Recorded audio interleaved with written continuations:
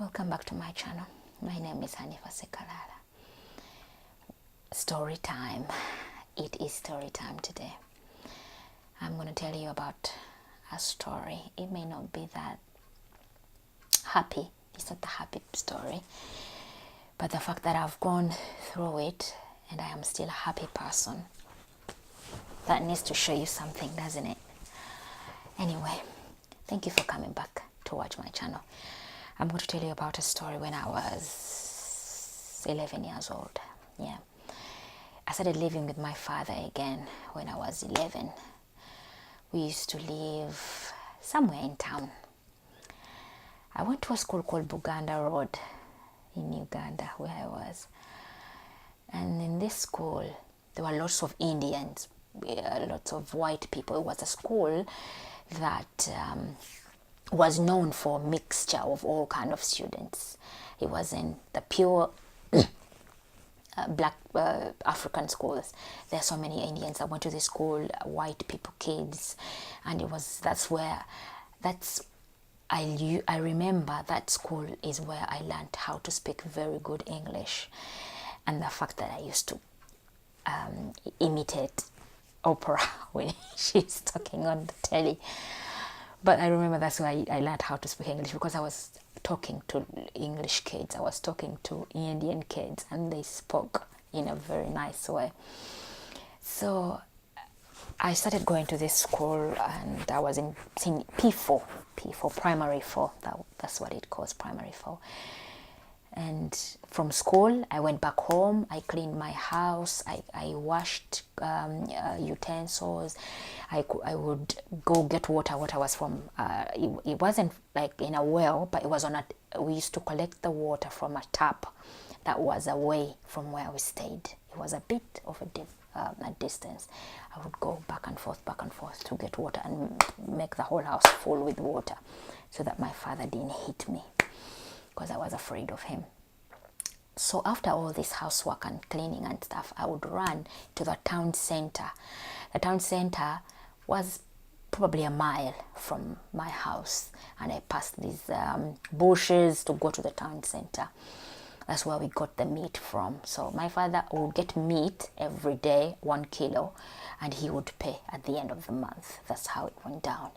So after doing all my housework, I would run to the town center to go and pick up meat. Now, one great fateful evening, I was walking. I was 11 years old. So when I was walking on through the bush, this man stopped me. I was a chubby kid, fat. He stopped me and told me that, a young girl, stand there. I need to talk to you. You have jumped something. And in Africa, when somebody tells you you have jumped something, especially the country that I come from, when they tell you have jumped something and you are going to die, you do not have any evidence that you will not die. So this guy told me that I had jumped some medication or something that was made for somebody else, and if he did not take it off me, I was actually going to die.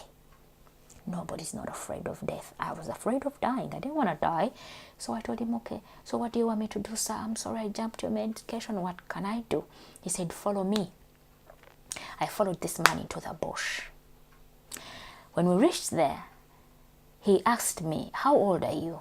I told him I'm 11. He said, no, you're lying, because I was fat. In his mind, he was going to abuse a woman, but I was only a child. So he took me to the bush, told me to close my eyes. He removed my clothes and raped me. And he kept telling me, don't shout, do not open your eyes, don't, because if you look at me, the medication will all go to hell and you will die right here. So he told me, don't open your eyes, don't look at me, don't do anything. I said, okay. I kept my eyes shut while he assaulted me all through it. Then when he finished, he told me to run and not look back. I ran as fast as I could. Now, while I was running back up, I reached the road. I met my father.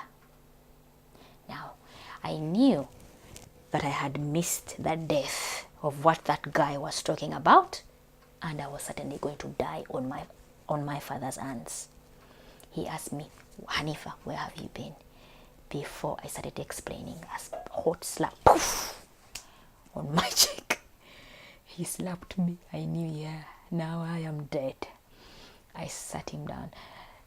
Papa, let me explain to you what happened. This man told me I had jumped something. He beat me up so badly that I wished I had died from whatever that man was talking about. He beat me so bad that I swore like this, and I started even lying. I know that guy. I know him. He said, you need to tell me. You need to tell me because you know where that man is. You know where he comes from. When you beat anybody up so much, they are gonna lie because they want to save themselves of all this pain that you're causing them.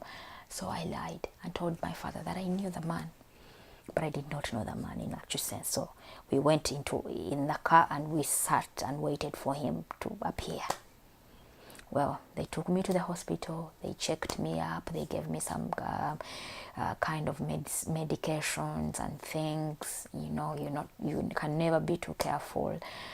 So that's one good thing that he did for me, because they checked me up and gave me medication and stuff like that, and I was good. And I was assaulted by this man, but my father was assaulting me too, and he didn't even stop to think, well, she has been abused, something is wrong. No, that is not how my father's brain worked. His brain worked like this: this child is stupid, she's going to be a prostitute like her mother, so she has started now. That's how he was feeling. It was a bad situation for me, but I went through it and I grew from it. By the way, me telling you all these stories about my father and explaining to you everything that happened to me, I did forgive my father wholeheartedly. That's why I can talk about it now. I actually call him and tell him I love you, because I forgave him. He did not know any better. When I had a talk with him one time, and I told him, but why did you beat me up so bad like that? Why did you think that everything was supposed to be stopped by a cane or a kick or an awful word? And he said he didn't know any better. That is how he grew up. That's the best way he knew how to groom me, so that I don't get spoiled like all the other kids. I don't blame him. We all do things that we are familiar with.